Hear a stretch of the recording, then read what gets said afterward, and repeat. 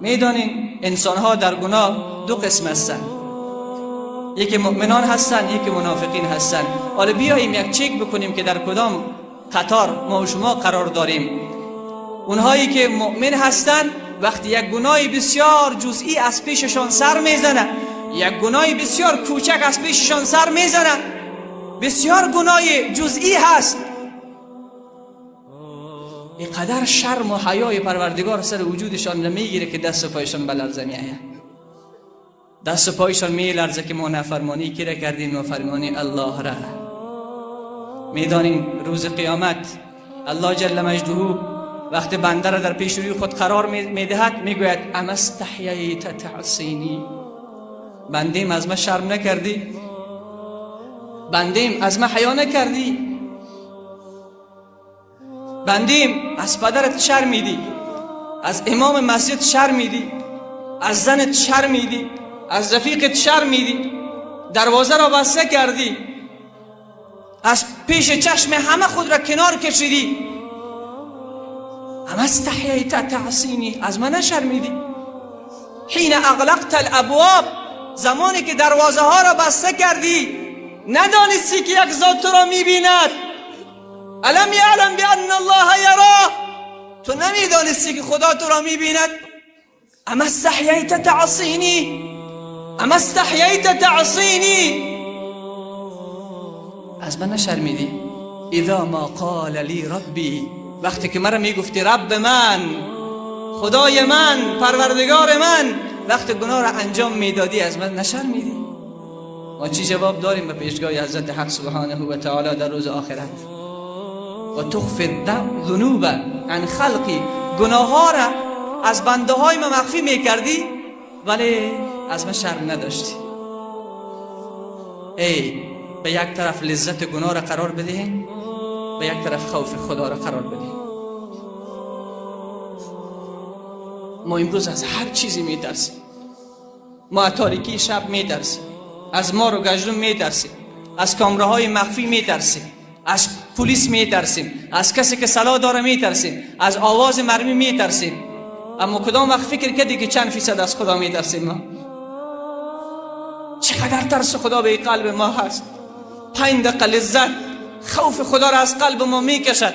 در 5 دقیقه لذت این طرف لذت مقایسه بکن با خوف خدا که ما وقتی به گناه آغشته میشیم، گناه میکنیم، 5 دقیقه لذت دارد هر گناه، ولی بعدش چی میشود؟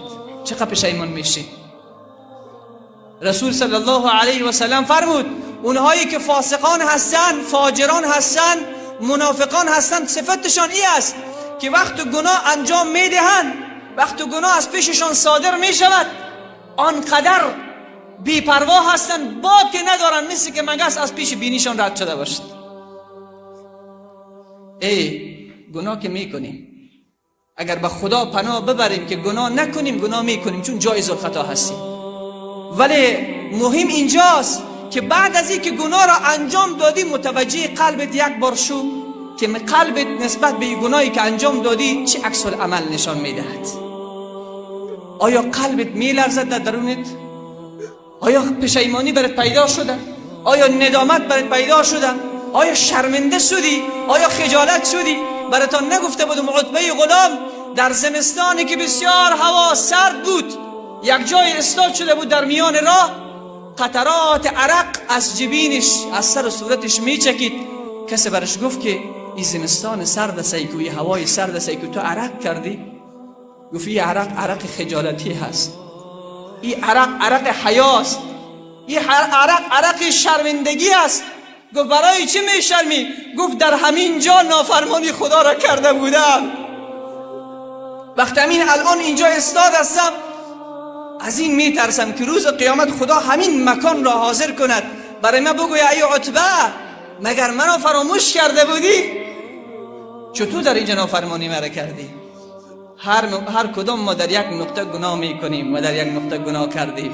ببینین بزرگان دین چقدر حالات دیگری داشتن، در اون موقعیت و مکانی که توبه کرده بودن ولی در مکانی که گناه کرده بودن هر وقت قرار میگرفتن عرق میکردن، دست و پایشان به لرزه میآمد، دست و پایشان به لرزه میآمد.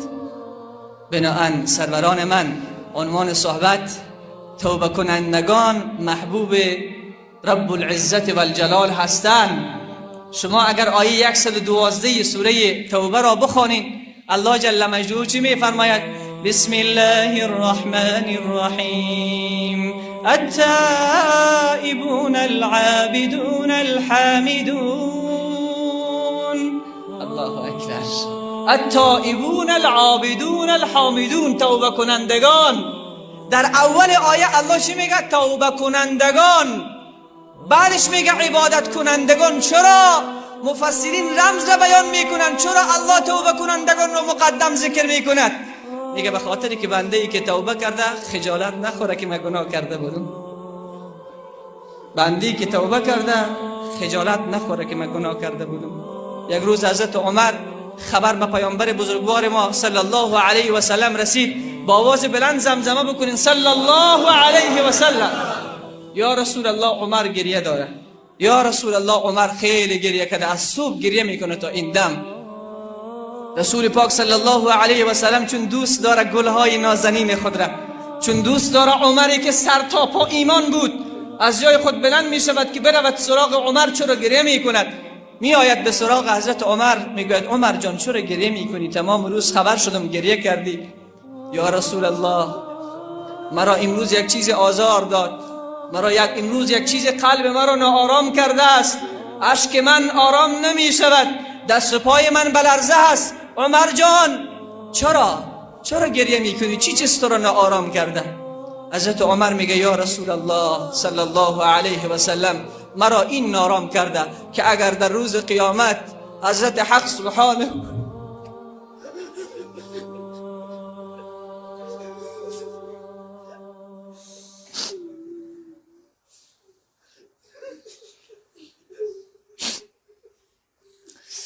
مرا این ناآرام کرده اگر حضرت حق سبحانه و تعالی در روز قیامت مرا پیش خود استاد بکند، به من بگوید ای عمر مگر به تو عقل نداده بودم؟ مگر من تو را خلق نکرده بودم؟ مگر نعمت ها از من نبود؟ مگر جان را من برای تو نداده بودم؟ مگر پدر و مادر را من نداده بودم؟ مگر فرزندان را به تو من نداده بودم؟ اون قوت و انرژی را به تو من نداده بودم؟ ای عمر با این عقلی که تو داشتی چگونه نافرمانی مرا کردی؟ چگونه از من حیا نکردی و شرم نکردی، گناه کردی؟ حضرت عمر سوز قبل از اسلام خود را میخورد. گناهایی که قبل از اسلام انجام داده عمر را دیگرگون کرده، در حالی که عمر میداند هر که مسلمان شود کل گناهان او را خدا میبخشد. وقتی این سخن از زبان عمر کنده می شود، رسول خدا هم به گریه می شود. بعد نگاه می کند به حضرت عمر، می گوید عمر جان تو نگران نباش، خدا با هر که آشتی بکند در روز قیامت او را بیابرو نمی کند. بیاییم که با خدای خدا آشتی کنیم امروز، بیاییم که با پروردگار خود صلح کنیم امروز، بیاییم که توبه کنیم، به الله بگوییم خدایا همون قسمی که در دنیا رسول خدا گناهان ما را ندید، یا الله در روز قیامت ما را به پیش محبوب ما رسول الله بیابرو مگردان، به پیش انبیا بیابرو مگردان. الله اکبر. حضرت عمر میگوید من از این شرم دارم که در روز قیامت الله پرسان کنه عمر با اون عقلی که تو داشتی چگونه نافرمانی الله را کردی؟